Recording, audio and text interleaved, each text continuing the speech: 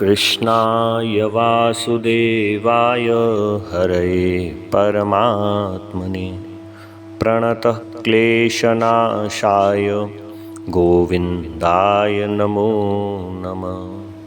कृष्णाय वासुदेवाय देवकीनन्दनाय च नन्दगोपकुमाराय गोविन्दाय नमो नमः। ॐ नमो भगवते वासुदेवाय।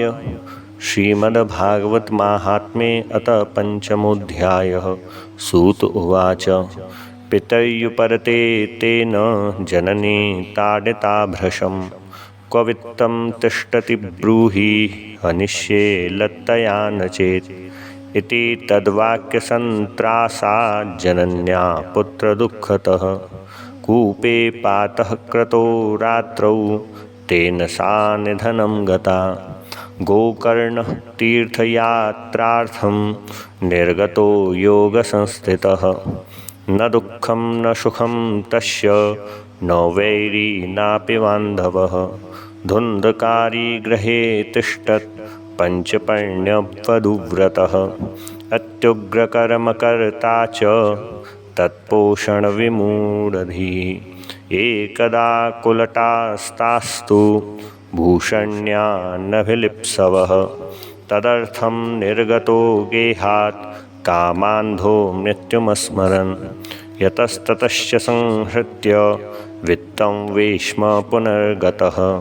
ताभ्यो यत्सुवस्त्राणि भूषणानि कियन्ति च बहुवित्तचयं दृष्ट्वा रात्रौ नार्यो विचारयन् चौर्यं करोत्यशो नित्यम् अतो राजा ग्रहष्यति वित्तं हत्वा पुनश्चैनं मारयिष्यति निश्चितम्। अर्थोऽर्थगुप्तये गूढम् अस्माभिः किं न हन्यते निहत्यैनं गृहीत्वार्थं यास्यामो यत्र कुत्रचित् इति तानिश्चयं कृत्वा सुप्तं सम्बध्य रश्मिभिः पाशं कण्ठे निधायास्य तन्मृत्युमुपचक्रमुः। त्वरितं न ममाराशौ चिन्तायुक्तास्तदाभवन् तप्ताङ्गारसमूहाश्च तन्मुखे हि विचिक्षिपुः।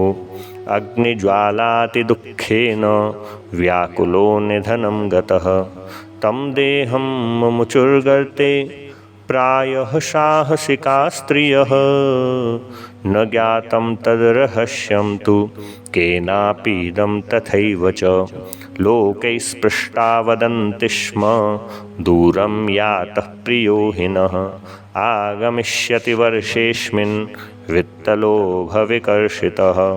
स्त्रीणां नैव तु विश्वासं दुष्टानां कारयेद्बुधः विश्वासे यः स्थितो मूढः स दुःखैः परिभूयते। सुधामयं वचो यासां कामिनां रसवर्धनं हृदयं क्षुरधाराभं प्रियः को नाम योषितां। संहृत्य वित्तं तायाताः कुलटा बहुभर्तिकाः धुन्धकारी बभूवाथ महान् प्रेतः कुकर्मतः।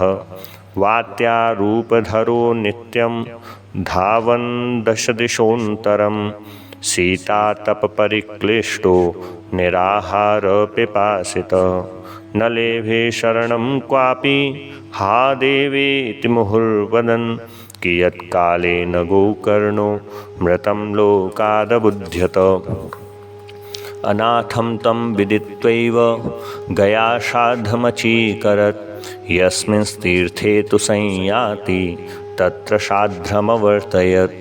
एवं भ्रमन् स गोकर्णः स्वपुरं समुपेयवान् रात्रौ गृहाङ्गणे स्वप्तुम् आगतो लक्षितः परैः तत्र सुप्तं सविज्ञाय धुन्धकारी स्वबान्धवं निशीथे दर्शयामास महारौद्रतरं वपुः।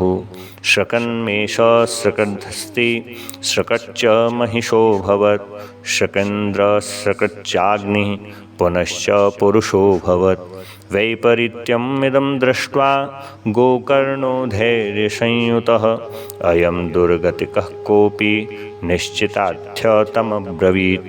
गोकर्ण उवाच कस्त्वमुग्रतरो रात्रौ कुतो यातो दशामिमां किं वा प्रेतः पिशाचो वा राक्षसोऽसीति संसनः। सूत उवाच एवं पृष्टः सदा तेन रुरोदोच्चै पुनः पुनः अशक्तो वचनोच्चारे संज्ञामात्रं चकारः। ततोऽञ्जलौ जलं कृत्वा गोकर्णस्तमुदैरयत् तत्सेकहतपापोषौ प्रवक्तुम् उपचक्रमे।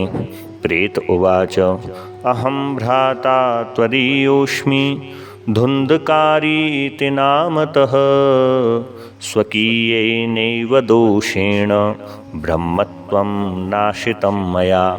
कर्मणो नास्ति संख्या मे महाज्ञाने विवर्तिनः लोकानां हिंसकः सोऽहं स्त्रीभिर्दुःखेन मारितः। अतः प्रेतत्वमापन्नो दुर्दशां च वहाम्यहं वाताहारेण जीवामि दैवाधीनफलोदयात्। अहो बन्धो कृपासिन्धो भ्रातर्मामशुमोचय। गोकर्णवचनं श्रुत्वा तस्मै वाक्यमथाब्रवीत्।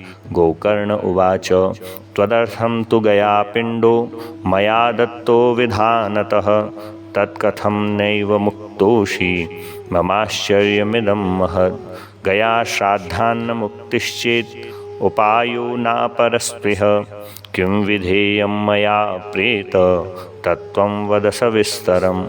प्रेत उवाच गया श्राद्धसतेनापि मुक्तिर्मे न भविष्यति उपायम् अपरं किंश्चित् त्वं विचारय साम्प्रतम्। इति तद्वाक्यमाकर्ण्य गोकर्णो विस्मयं गतः साध्यैर्न मुक्तिश्चेत् असाध्यं मोचनं तव। इदानीं तु निजं स्थानम् आतिष्ठप्रेतनिर्भयः त्वन्मुक्तिसाधकं किंचित् आचरिष्ये विचार्य च। धुन्धकारी निजस्थानं तेनादिष्टस्ततो गतः गोकर्ण चिन्तयामास तां रात्रिं न ददद्यगात्। प्रातस्तमागतं दृष्ट्वा लोका प्रीत्या समागताः तत्सर्वं कथितं तेन यज्जातं च यथा निशि। विद्वांसो योगनिष्ठाश्च ज्ञानिनो ब्रह्मवादिनः तन्मुक्तिं नैव ते पश्यन्तः शास्त्रसञ्चयान्। ततः सर्वैः सूर्यवाक्यं तन्मुक्तौ स्थापितं परं गोकर्णस्तम्भनं चक्रे सूर्यवेगस्य वै तदा। तुभ्यं नमो जगत्साक्षिन् ब्रूहि मे मुक्तिहेतुकं। तच्छ्रुत्वा दूरतः सूर्य स्फुटमित्यमभाषत। श्रीमद्भागवतान्मुक्तिः सप्ताहं वाचनं कुरु इति सूर्यवचः सर्वै धर्मरूपं तु विश्रुतं। सर्वे ब्रुवन् प्रयत्नेन कर्तव्यं सुकरं त्विदं। गोकर्णो निश्चयं कृत्वा वाचनार्थं प्रवर्तितः। तत्र संश्रवणार्थाय देशग्रामाज्जनाययुः पङ्वद्वृद्धमन्दाश्च तेऽपि पापक्षयाय वै। समाजस्तु महान् जातो देवविस्मयकारकः यदैवासनमास्थाय गोकर्णो कथयत् कथां।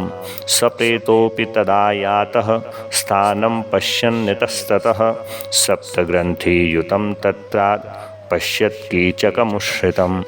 तन्मूलछिद्रमाविश्य श्रवणार्थं स्थितो यशौ वातरूपी स्थितिं कर्तुम् अशक्तो वंशमाविशत्।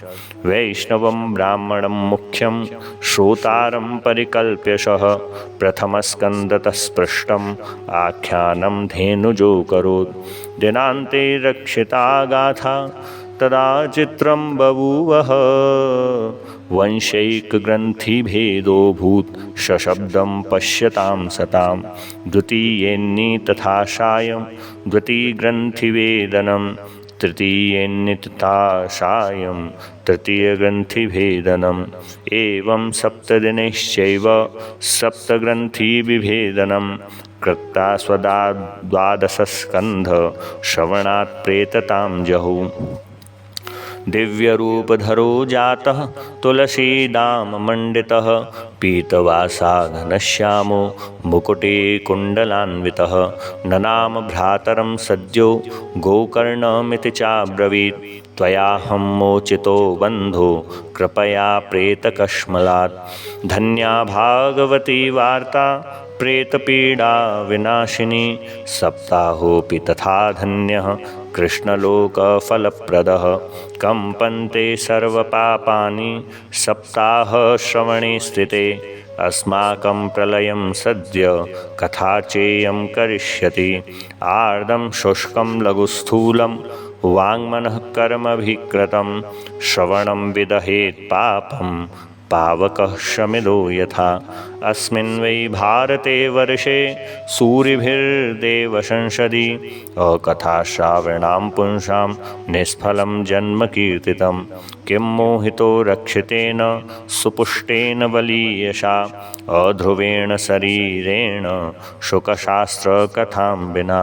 अस्ति स्तम्भं स्नायुबद्धं माशं शोणितलेपितं चर्मावनद्धं दुर्गन्धं पात्रं मूत्रपरीशयो जराशोकविपाकार्तं रोगमन्दिरमातुरं दुष्पूरं दुर्धरं दुष्टं सदोषं क्षणभङ्गुरं क्रमे विद्भस्मसंज्ञान्तं शरीरमिति वर्णितम् अस्थिरेण स्थिरं कर्म कुतोऽयं साधयेन्नहि।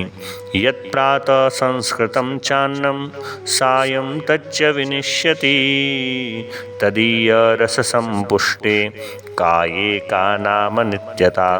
सप्ताहश्रवणाल्लोके प्राप्ते निकटे हरिः अतो दोषनिवृत्त्यर्थम् एतदेव हि साधनम्। बुद्बुदा इव तोयेषु मशका इव जन्तुषु जायन्ते मरणायैव कथाश्रवणवर्जिताः। जडस्य शुष्कवंशस्य यत्र ग्रन्थिविवेदनं चित्रं किमु तदा चित्तग्रन्थिभेदः कथाश्रवात्। विद्यते हृदयग्रन्थि छिद्यन्ते सर्वसंशयाः क्षीयन्ते चास्य कर्माणि सप्ताहश्रवणे कृते। संसारकर्दमालेप प्रक्षालनपटीयसि कथातीर्थे स्थिते चित्ते मुक्तिरेव बुधैः स्मृता। एवं ब्रुवति वै तस्मिन् विमानम् आगमत्तदा वैकुण्ठवासिभिर्युक्तं प्रस्फुरद्दीप्तिमण्डलं। सर्वेषां पश्यतां भेजे विमानं धुन्धुलीसुतः विमाने वैष्णवान् वीक्ष गोकर्णो वाक्यमब्रवीत्। गोकर्ण उवाच अत्रैव बहवः सन्ति श्रोतारो मम निर्मला आनीतानि विमानानि न तेषां युगपत्कुतः। श्रवणं समभागेन सर्वेषामिह दृश्यते फलभेद कुतो जात प्रब्रवन्तु हरिप्रिया। हरिदासा ऊचु श्रवणस्य विवेदेन फलभेदोऽत्र संस्थितः। श्रवणं तु कृतं सर्वैः न तथा मननं कृतं। फलभेदस्ततो जातो भजनादपि मानद सप्तरात्रं प्रेष्यैव प्रेतेन श्रवणं कृतं। मननादि तथा तेन स्तरचित्ते कृतं हृषम् अदृढं च हतं ज्ञानं प्रमादेन हतं श्रुतं। संदिग्धो हि हतो मन्त्रो व्यग्रचित्तो हतो जप अवैष्णवो हतो देशो हतं श्राद्धमपात्रकम्। हतमश्रोत्रिये दानम् अनाचारं हतं कुलं विश्वासो गुरुवाक्येषु स्वस्मिन् दीनत्वभावना। मनोदोषजयश्चैव कथायां निश्चला मतिः एवमादिकृतं चेतः स्यात्तदा वै श्रवणे फलं। पुनः श्रवान्ते सर्वेषां वैकुण्ठे वसतिर्ध्रुवं गोकर्ण तव गोविन्दो गोलोकं दास्यति स्वयम् एवमुक्त्वा ययुः सर्वे वैकुण्ठं हरिकीर्तना श्रावणे मासि गोकर्णः कथामुचे तथा पुनः सप्तरात्रवतीं भूय श्रवणं तैः कृतं पुनः कथा समाप्तौ यज्जातं श्रूयतां तच्च नारद विमानैः सह भक्तैश्च हरिराविर्बभूवः जय शब्दा नमः शब्द तत्रासन् बहवस्तदा पाञ्चजन्यध्वनिं चक्रे हर्षात् तत्र स्वयं हरिः गोकर्ण तु समालिङ्ग्या अकरोत् स्वसदशं हरिः सोतन्यान् घनश्यामान् पीतकौशेयवाशसः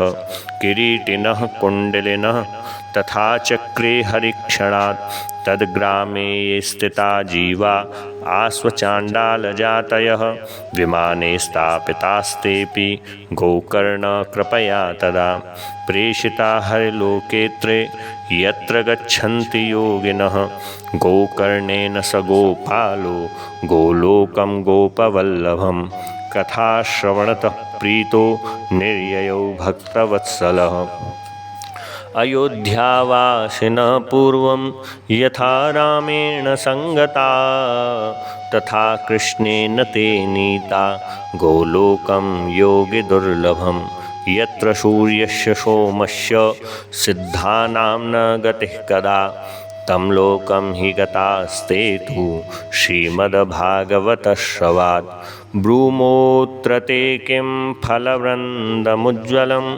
सप्ताहयज्ञेन कथासु सञ्चितं कर्णेन गोकर्णकथाक्षरूयै पीतस्य ते गर्वगतान् भूय वाताम्बुपर्णाशनदेहशोषणै तपोभिरुग्रैश्चिरकालसञ्चितैः योगैश्च संयान्ति न तां गतिं वै सप्ताहगाथा श्रवणेन यान्ति याम् इतिहासमिमं पुण्यं साण्डिल्योऽपि मुनीश्वरः पठते चित्रकूटस्थो ब्रह्मानन्दपरिप्लुतः आख्यानमेतत् परमं पवित्रं श्रुतं सकृद्वै विदहेदघौघं श्राद्धे प्रयुक्तं प्रीतितप्तिमावहे नित्यं सुपाठादपुनर्भवं च जय जय स्वस्ति श्री पद्मपुराणे उत्तरखंडे श्रीमद्भागवत महात्म्ये गोकर्ण मोक्षवर्णनं नाम पंचमोऽध्यायः श्रीबालकृष्णचरणार्पणमस्तु। कृष्णाय वासुदेवाय हरये परमात्मने प्रणतः क्लेशनाशाय गोविन्दाय नमो नमः। कृष्णाय वासुदेवाय हरये परमात्मने प्रणतः क्लेशनाशाय गोविन्दाय नमो नमः। श्रीगोविन्दाय नमो नमः।